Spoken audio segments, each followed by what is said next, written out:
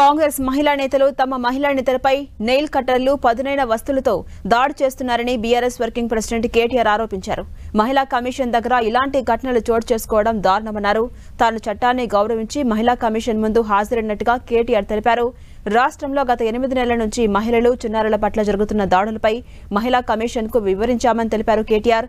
మరోసారి కమిషన్ తనను విచారణకు హాజరు కావాలని కోరారని, తప్పకుండా మరోసారి కమిషన్ ముందు హాజరవుతానని కేటీఆర్ వెల్లడించారు. తాను చేసిన వ్యాఖ్యలపై క్షమాపణలు చెప్పినప్పటికీ మహిళా కమిషన్ తనను విచారణకు పిలిచిందన్నారు కేటీఆర్. కానీ ఈరోజు ఏ వైఖరైతే కాంగ్రెస్ పార్టీ అవలంబిస్తున్నదో దాని విషయంలో మాత్రం నేను తీవ్ర అభ్యంతరం వ్యక్తం చేస్తా ఉన్నా. ముఖ్యంగా మా నాయకురాళ్ల మీద, మా కార్పొరేటర్ల మీద, మా నాయకురాళ్ల మీద వ్యక్తిగతంగా దాడి చేయడం, కొన్ని చిన్న చిన్న వస్తువులు, నెయిల్ కటర్ లాంటి వస్తువులతో కూడా దాడి చేశారని చెప్తా ఉన్నారు. మేము పైన మాకు తెలియదు. మరి దీన్ని తీవ్రంగా ఖండిస్తూ ఇలాంటి సంఘటనలు ఎవరు చేసినా అది మంచిది కాదు.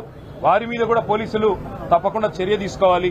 మహిళా కమిషన్ కూడా అవసరమైతే సుమోటోగా దీన్ని కూడా కాగ్నిజెన్స్ లోకి తీసుకోవాలని చెప్పి కూడా కోరుతూ, మరి తప్పకుండా భవిష్యత్తులో మహిళా కమిషన్ రాష్ట్రంలో మహిళల మీద జరుగుతున్న అఘాయిత్యాలు, పిల్లల మీద జరుగుతున్న దాడులు, ముఖ్యంగా ఆడపిల్లల భద్రతకు సంబంధించిన విషయంలో మరింత శ్రద్ధ వహించాలని చెప్పి కూడా మనస్ఫూర్తిగా నేను కోరుతాను.